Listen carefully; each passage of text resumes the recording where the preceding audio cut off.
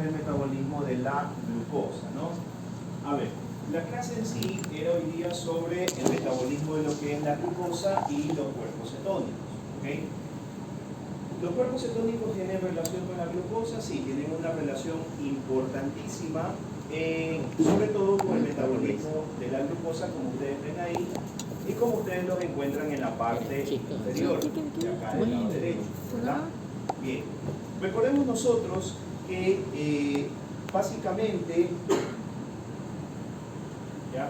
Recordemos que básicamente nosotros iniciamos aquí, ¿no? Esto ya lo hablamos cuando vimos sobre lo que correspondía a amilasa, ¿no? Entonces, obviamente los carbohidratos ingeridos por acción de la amilasa se transforman en oligosacáridos y posteriormente en el duodeno estos oligosacáridos se transforman por acción de la acción del bulbo pancreático con más amilasa pancreática, se transforman en estos disacáridos que van a ser absorbidos por las vellosidades intestinales a nivel del duodeno. Se dice que estos primeros disacáridos finalmente en las células intestinales se transforman en monosacáridos simples y posteriormente son los que facilitarán, que tal vez aquí falta la comunicación, facilitarán al páncreas niveles de glucosa para que el páncreas se encargue de producir, obviamente, insulina. ¿Ok? Se encargue de producir los valores o las cantidades adecuadas de insulina. ¿Para qué?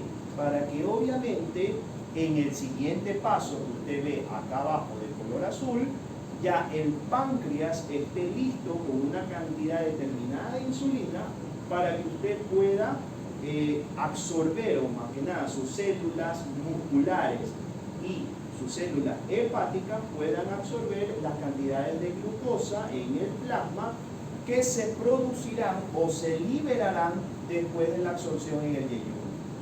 Entonces aquí es donde obviamente la primera absorción en el duodeno de los disacáridos es la que favorece en el páncreas para que obviamente, como ustedes ven aquí, glucosa se absorbe, se comience la liberación primaria de la insulina y así el organismo ya esté listo con una cantidad de insulina adecuada para el segundo paso, pues obviamente disminuir los niveles de glicemia plasmática, ¿no?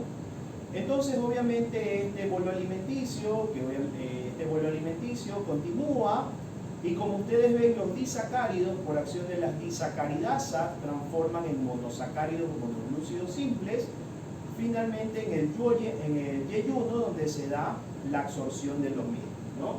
Por eso toda la parte del yeyuno tiene una acción importante en la absorción de los monosacáridos, ¿no? Como usted ve, la glucosa específicamente, que es nuestro protagonista en esta clase, la glucosa ingresa a la célula intestinal por medio de un transportador denominado GLUC1. Este transportador GLUC1 es el que me permite la difusión de la glucosa desde el lumen intestinal hacia el interior de la célula intestinal y posterior paso hacia la circulación sistémica. Cuando pasa a la circulación sistémica es ahí cuando usted ya comienza a elevar sus niveles de glucosa plasmática, provocando que usted tenga una cifra denominada glucosa postprandial. Entonces, inmediatamente cuando come, usted no va a ver esa elevación de la glucosa, porque recuerde que la comida pasa todo un proceso desde la masticación, digestión y absorción, y obviamente la transformación de esos monosacáridos. Entonces, a la hora, después de que usted comió, usted puede alcanzar cifras de glucosa en el plasma a la hora de 160 miligramos sobre decilitros. Hasta la hora usted puede alcanzar esas cifras de, obviamente, de glucosa después de una hora de haber ingerido, ¿sí? Y esto gracias a que se acuerdan que en primera instancia yo les dije que había una cantidad de insulina que se había liberado. Pues bueno, gracias a esa cantidad de insulina, pues yo puedo amortiguar esa cantidad de glucosa pues, y nivelarla hasta este valor. Cuando pasan las horas, obviamente ese incremento de la glicemia plasmática vuelve a hacer una segunda estimulación sobre el páncreas, provocando que la glucosa se meta ahora por otros GLUT, denominados GLUT2, en la célula beta pancreática, haciendo que la célula beta se despolarice, o sea, se active, ¿ya? Una vez que se activa la célula beta, esta célula beta aumenta al doble o al triple la liberación de insulina en base a su primer estímulo. Entonces, al aumentar la liberación de insulina por el doble en este segundo estímulo, es usted que comienza a bajar la glicemia plasmática y viene a las 2 horas a disminuir esta glicemia. ¿Por qué? Porque como está acá en color verde, la glicemia plasmática comienza a disminuir porque la glucosa se comienza a meter donde debe de ir. ¿Y dónde debe de ir? En la célula. ¿Okay? Para ser el motor, combustible, gasolina de nuestros procesos celulares. ¿Okay? Entonces, ¿qué es lo que usted va a observar con ese segundo pulso de insulina? Usted va a observar que la glicemia plasmática puede bajar hasta 140 miligramos sobre decilitro, provocando que al pasar de las 2 horas y media y a las 3 horas, los niveles de glucosa se hayan normalizado en su plano. ¿Ok? Entonces, este es el proceso o la ruta metabólica en la cual, o la que sufre sus carbohidratos cuando ustedes los ingieren, ¿no? Ahora, doctor, ¿y cómo rayos influye la insulina en la entrada de la glucosa a nivel de la célula? Pues bueno, aquí cuando la insulina está en su pico máximo de su segundo pulso, la insulina se une aquí en la célula. Esta célula verde puede ser muscular o puede ser una célula hepática, se une a un receptor específico de insulina. Este receptor específico de insulina se encarga de producir dentro de la célula algo que se denominan mecanismos de segundos mensajeros, ¿ya? Lo verán después en fisiología. Este mecanismo de segundos mensajeros se denomina IRS1. Y cuando la insulina se une a su receptor, este receptor se fosforila. Por eso usted ve aquí la letra P. Cuando se fosforila, se activa. Al activarse, viaja al núcleo de nuestra célula y la célula se encarga de codificar y traducir lo que se denominan los transportadores de glucosa. De ahí vienen las siglas GLUT. GLUT viene de GLU, de glucosa, y T de transporte. Transportadores de glucosa que existen en 6 tipos, ¿ya? Cada uno específico en cada una de las células del cuerpo, ¿ya? Pero bueno, se forman los GLUTs que tienen esta forma, ¿ya? Y obviamente estos se comienzan a acercar a la membrana de la célula y como ustedes ven, este cachito de color verde se mete en medio de la célula formando el GLUT4. El GLUT4 es específico del hígado y del músculo esquelético. ¿Sí? Del hígado y del músculo esquelético. Entonces, cuando ya tengo este botoncito de color verde, que es el GLUT4, ahora sí, la glucosa comienza a meterse. Entonces, la glucosa intracelular va a ser dependiente de la liberación de insulina. Y así, pues ya usted conoce, pues la glucosa entra, se fosforila, la glucosa 6-fosfato, todo el proceso de la glicólisis, hasta formar las 2 rutas, ¿no? La dihidroxiacetona 3-fosfato y el gliceraldehído 3-fosfato, ¿no? El gliceraldehído 3-fosfato, su metabolito final, que es el piruvato, ingresa al ciclo de Krebs y usted obtiene el ATP y todas las células son felices y contentas, ¿no? Y la dihidroxiacetona 3-fosfato pues se desvía hacia el metabolismo de las grasas y ahí nos detenemos. Y obviamente continúa con el metabolismo propio de las grasas dentro de la célula, ¿no? Ruta 1. Tal vez la que me faltó aquí, ruta 2. Recuerden que la glucosa en el músculo y en el hígado, ¿qué se puede formar? Se puede formar glucógeno. Ah, doctor, entonces se puede formar glucogenogénesis. Así es. Entonces eso dictaminará pues el músculo o la célula hepática para comenzar a esta glucosa transformarla en glucógeno hepático o glucógeno muscular, para que así usted tenga sus reservas de energía cuando lo necesite. ¿Verdad? Ok, preguntas hasta ahí. Ninguna. Doctor, ¿y qué pasa? ¿Qué es lo que pasa? ¿Ya? ¿Qué es lo que pasa, por ejemplo, en la diabetes? Ya conocemos el proceso o el metabolismo normal de la glucosa, ya conocemos el metabolismo normal de la insulina, ya sabemos que a la hora yo espero que mi glucosa sea de 160 máximo, a las 2 horas sea de 140 y a las 3 horas pues obviamente ya el nivel de glucosa esté normalizado. Eso yo lo tengo muy claro, ¿no? Sé que la insulina tiene un especial papel importante, sobre todo en la participación para que la glucosa se integre a la célula. Bien. ¿Qué es lo que pasa en la diabetes? En la diabetes, vamos por acá. En la diabetes se forma algo denominado resistencia a la insulina. ¿Sí? Doctor, ¿y por qué el diabético al final termina, o cuáles son los primeros pasos antes de ser diabético? El primer paso antes de ser diabético es tener resistencia a la insulina. ¿Y cómo yo llego a una resistencia a la insulina? Adivinen por qué. Por los malos hábitos alimenticios, por el consumo excesivo de carbohidratos y el consumo excesivo de grasas. ¿Ok? Ustedes todos genéticamente tienen un límite para almacenar grasa. Cuando yo ya sobrepaso ese límite de grasa corporal, yo comienzo a formar grasa visceral. ¿En dónde? En la transcavidad de los epiplones. Los epiplones, que ustedes los han de haber estudiado en macro, recuerden que tiene un componente graso.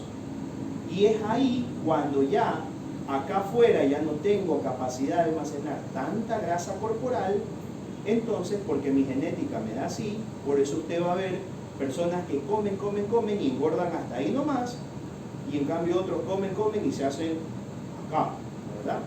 Eso es por la genética.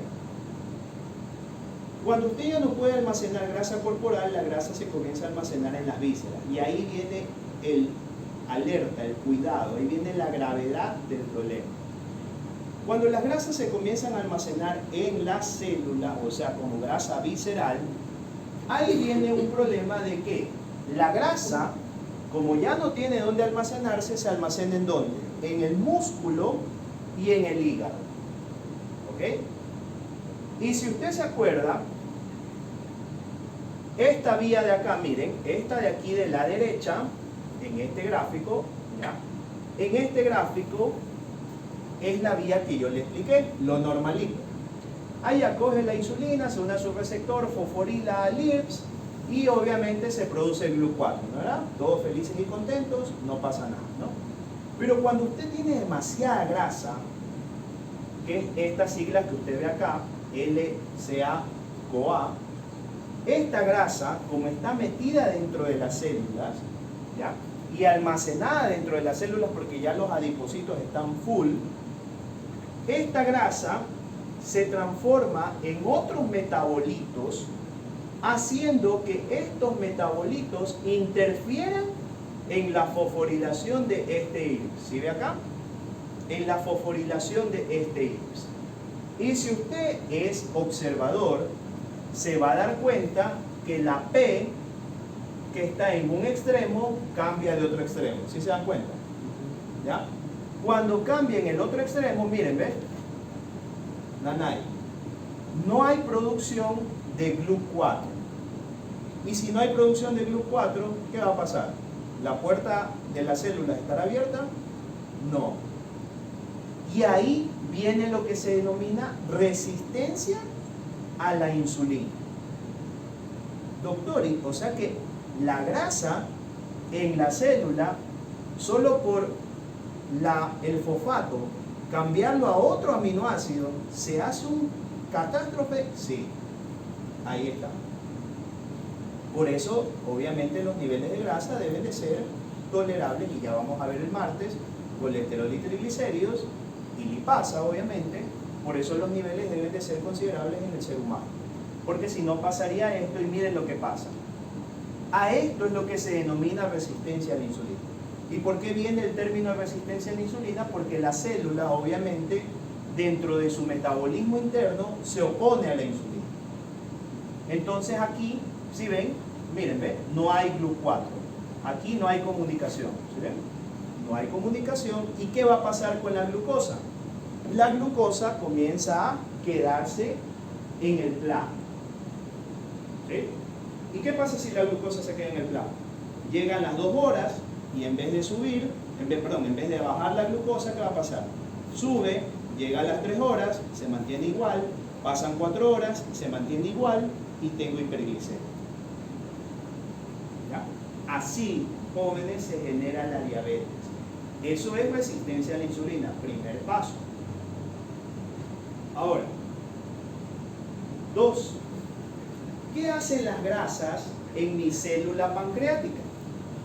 Si se dan cuenta que el epiplón, obviamente los epiplones o la grasa del peritoneo, está muy cerquita al páncreas. Pues bueno, obviamente esa grasa tan cercana a mi páncreas, eso va a provocar, ¿sí?, que los niveles altos de glucosa en el plasma, eso provocará que la célula tenga glucosa. No. Entonces la glucosa tendrá que hacer por sus propios medios, o las células tendrán que volverse unas células luchonas para conseguir su glucosa de manera independiente. ¿Y cómo lo comienzan a hacer? Transaminación. Comienzo a sacar a las proteínas, las transformo en azúcares. Ah, doctor, por eso es que el diabético se chupa, se vuelve así flaquito. Muy bien, 1. 2. Como tengo tanta grasa, tengo que decirle a las grasas, oye, es que no me está ingresando azúcar, préstame un poco de tus ácidos grasos. ¿Y qué hago? A los ácidos grasos los transformo en azúcar. ¿Y qué pasa con el paciente? De lo gordazo que está ahora comienza a bajar de peso y dice, uy, estás en dieta, y no, estás a dieta, estás bajando de peso, chévere, cuidado. ¿Sí? Entonces, ese estrés de coger aminoácidos o coger grasas y transformarlas en azúcar, me friega el páncreas, como usted ve ahí. ¿Y qué pasa con la célula beta? La célula beta comienza a perder mecanismos de regeneración. Ah, los antioxidantes, doctor, sí. Comienza la célula beta a perder antioxidantes. Al perder antioxidantes, como usted ve ahí, la célula comienza a acelerar su apoptosis. ¿Se acuerdan cuando ustedes vieron el primer ciclo de apoptosis, muerte celular programada? Bueno, esa muerte celular se acelera. Y mis células pancreáticas que estaban así, ahora se vuelven así. ¿Y qué es lo que pasa? La producción de insulina comienza a decaer y por lo tanto la secreción de la insulina vuelve a decaerse. Entonces, doctor, ¿voy a tener los pulsos que tenía? No, ya no. Entonces, ¿qué va a pasar? Resistencia a la insulina, más daño en la célula beta, diabetes. Y así finalmente el individuo se hace diabetes. Pero recuerden que estamos hablando de esto es diabetes de tipo 2. ¿Sí? La que a lo mejor algún familiar puede ser que la tenga. Así se generó la diabetes en los pacientes o en algún familiar tal vez que ustedes conozcan. Así. Ese fue el proceso. ¿Sí? Doctor, ¿esto es un proceso rápido? No, es un proceso que lleva años y depende de su conducta alimentaria y de sus hábitos. Evitar primero esto para que después se genere eso. ¿Sí? Y la suma de los dos es lo que lo lleva a la diabetes. Entonces, por eso es que les dicen, el primer paso siempre va a ser este. El segundo paso es ese y la suma de 1 más 2 es la diabetes. Por eso es que le dicen, joven, ¿cómo es? Coja, haga ejercicio, no coma mucha grasa, haga ejercicio, haga cardio, algo que baje su masa grasa, que disminuya su grasa visceral, ¿verdad? Obviamente para evitar esto de aquí que se denomina resistencia a la insulina. Entonces, volvemos acá. Bueno, todo esto de aquí, todo esto está aniquilado, ¿verdad? En el diabético, todo eso está aniquilado, todo eso no existe. Entonces, como todo esto no existe, si ven lo que queda abajo, queda abajo lo que dice metabolismo de los ácidos grasos. ¿Bien? Entonces, ese metabolismo de los ácidos grasos es el que se va a activar cuando la célula no tenga mucha cantidad de azúcar. ¿Ya? Lo que les decía, transaminación, transformar aminoácidos en glucosa, o si no, lipólisis de los ácidos grasos para hacer que estos se transformen en azúcar o en glucosa. Entonces activa una vía que se denomina la vía de los cuerpos cetónicos, que el organismo dice, bueno, activemos esta vía alterna, este plan C, ¿ya? Activemos este plan C para obtener energía, porque este individuo no me está dando glucosa. Mentira, sí está comiendo glucosa, pero no está ingresando a la célula, ¿no? Entonces, producto del metabolismo de los ácidos grasos, comienzo a aumentar las concentraciones de esto que se llama acetilcoenzima A. Entonces, la cantidad exagerada de acetilcoenzima A, perdón, sí, cójame. Ya estoy en la parte teórica, ya síganos. Como tengo demasiada acetilcoenzima A, como tengo demasiada cantidad de acetilcoenzima A, ¿qué es lo que va a pasar? Toda esta se va a juntar. Entonces, una se suma a la otra y forma acetilcoenzima A, esta se suma a otra acetilcoenzima A y forma este metabolito. Y como ya no tengo cómo sumar, este metabolito se me descompone en acetona, en ácido acetoacético y en ácido beta hidroxibutírico. ¿Ya? Y esos son la famosa triada de los cuerpos cetónicos. Ah, ya doctor, esos son los cuerpos cetónicos. Sí. ¿Ya? El primero es el que usted percibe cada vez que usted no ha comido en 12 horas. ¿Sí se han percibido su aliento cuando no han comido más de 6 horas? Ese aliento como amargo, como medio... ¿ya? Eso es acetona. Ah, doctor, ¿yo sí produzco cuerpos cetónicos? Sí, en una persona normal sí se producen cuerpos cetónicos, pero usted por su riñón después los exhala y los elimina por la orina. ¿Por qué? Porque usted come y como usted está sano, no pasa nada, esto se elimina. Pero sí, todos nosotros producimos cuerpos cetónicos cuando estamos en ayuno. Y estos dos de acá son que se eliminan por la orina, el ácido acetoacético y el ácido betahidroxibutilo. ¿Okay? Entonces, así es que finalmente usted puede provocar la síntesis de cuerpos cetónicos. ¿Sí? Y ya para terminar, esos son los valores normales que usted debería esperar, ¿no? Obviamente, si tengo un individuo que es diabético, obviamente los cuerpos cetónicos se pueden elevar. Miren el valor normal hasta cuánto les dice. ¿Ya? Puedo encontrar yo valores de 1.2, puedo encontrar valores de 2, que hablaría de una cetonemia grave, ¿no? O los puedo encontrar en la orina. ¿Sí? Entonces, mira, ahí tienen los valores. Glucosa, todo lo que yo voy a pedir en un paciente con sospecha de algún problema de hiperglicemia, ¿no? Glucosa y hemoglobina glicosilada, ¿sí?